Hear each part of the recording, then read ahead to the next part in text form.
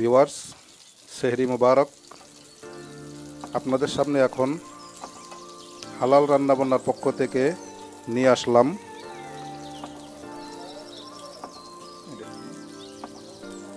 পাঙ্গাস মাছের ভুনা। তো এখন আপনাদেরকে পাঙ্গাসের মাছের ভুনা রান্না করে দেখাবো। আপনারা হলুদ মরিচ দিয়ে আমরা এটাকে ম্যারিনেট করে নিচ্ছি। তারপরে আমরা এটাকে মিক্স করে তারপরে তেলের ভিতরে দিয়ে ভেজে নিব। আগে আমরা এখন মাছটাকে ভেজে নিচ্ছি, ভালো করে একটু কড়া করে ভেজে নিয়ে তারপরে রান্না করব।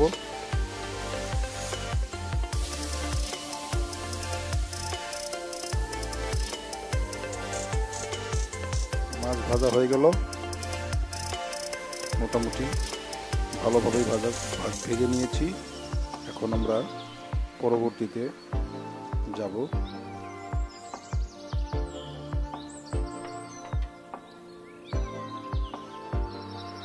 এখন আমরা দিয়ে দিব প্যানের ভিতরে আর একটু সামান্য তেল। তারপরে আমরা দিয়ে দিব পেঁয়াজ কুচি,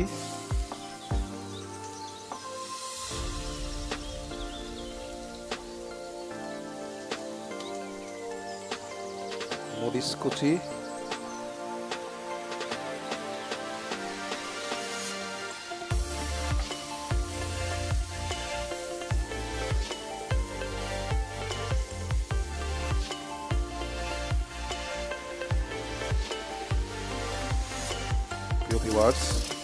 এখন আমরা সামান্য আদা বাটা রসুন বাটা একসাথে মিলিয়ে দিয়ে দিলাম। তারপর আমরা এখন দিব হলো হলুদের গুঁড়া,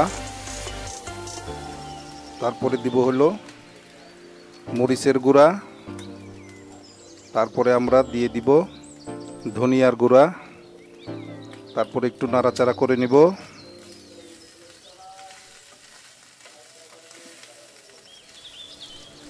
যখন একটু সাইজে চলে আসবে তারপর আমরা সামান্য পরিমাণ পানি দিয়ে দিব, সামান্য পরিমাণ পানি।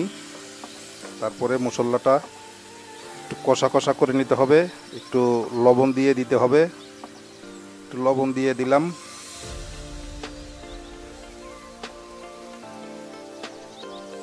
কষা কষা হচ্ছে, এখন সামান্য পরিমাণে পানি দিয়ে দিব আমরা। হ্যাঁ, একটু পানি দিয়ে দিলাম। তারপরে আবার একটু নাড়াচাড়া করে দিব যাতে মশলাটা ভালোভাবে মিলে যায়। এই জন্য একটু নাড়াচাড়া করে দিলাম। এখন আমরা মাছ দিয়ে দিব। সুন্দর হচ্ছে।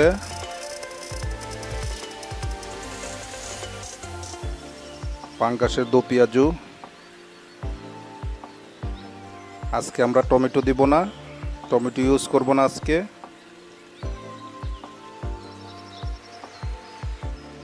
এখন একটু ঢেকে দিব।